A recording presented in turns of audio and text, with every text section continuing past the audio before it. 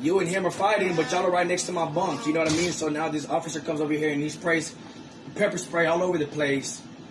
Now, not only am I getting the end of the pepper spray, but everybody's in here is getting pepper spray. You know what I mean?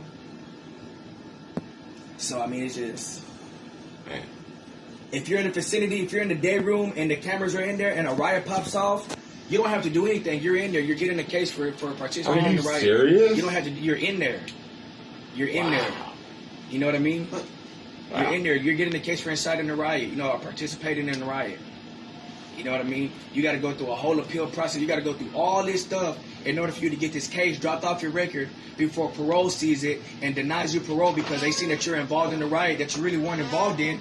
But by the time you go through the appeal process to get this case dropped, you done served out all your punishment, whatever it is, whether it's 30 days, 45 days, whether it's G4, whatever kind of punishment they give you, you got to face that and you got to deal with that.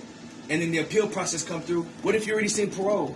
What if parole came to see you and they see you got to participate in a riot case, and you try to sit there and explain to this person, "Ma'am, look, I wasn't involved in it, this and that." They don't know the truth. They're told this by hundreds of inmates every single year that they weren't involved in the riot when they actually were. So now you're just another motherfucker who's sitting here trying to lie to them. You gotta think too, when you defend yourself and you take the risk of catching another case just because you're defending yourself. You know what I mean? And you can't snitch. You can't sit there and say I'm defending myself. Yeah, you can't snitch. You can't be like, I'm defending myself. They're gonna ask you. Even if the camera sees even if the camera clearly sees this person coming to you, slapping the shit out of you, or whatever, there's no such thing as self-defense. You put your hands on that person, you get the same kind of punishment that they get. Huh. You know what I mean? Either way, you can't even snitch because if you snitch and say I was defending myself, yeah, so you're gonna put a target on yourself.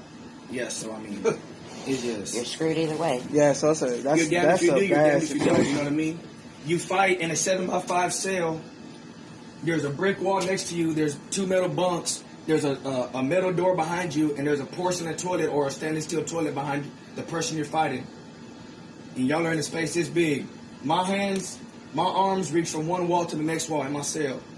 So if me and somebody get into a fight in my cell, and one of us fall down and hit this metal, this brick, this stainless steel, or this porcelain, and die or have a seizure or something like that, you're getting another case. So whatever it is that you're trying to fight about in the cell, you better make sure that it's worth it, because if one of y'all end up getting fucked off in here, whatever time that you were looking at doing before you see parole, you can add some more years to that. You know what I mean? So every move is a calculated step.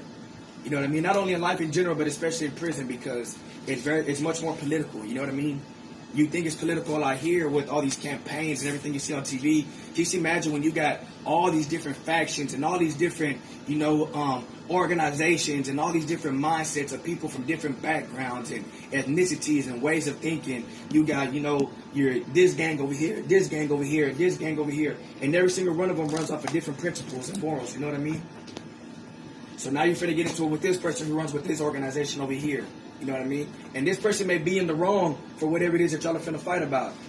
But if his organization sees that he's right, now you not only got to deal with this person, you got to deal with his whole organization who deems him right and whatever the hell it is that he did. And as a solo, you're solo. You know what I mean? So now you fight this person, the rest of his organization might want to line you up. You know what I mean? Or whatever the fuck it is. You know what I'm saying? Crazy.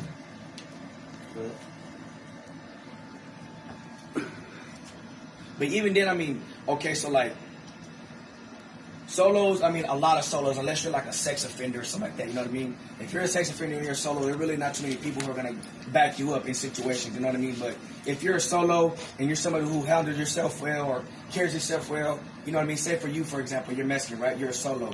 Well, wherever you're from, let's say you're from the Valley, but you're a solo, you're not a Bayuco, right? Okay, well, even if you roll solo and you get into a fight with somebody or into a confrontation, the Bayucos, if you're in good standing with everybody around you, the Bayucos are not going to sit there and let you get jumped, you know what I mean? You're a solo, you know what I'm saying? But at the same time, if you get into it with somebody outside of your race, you know what I mean?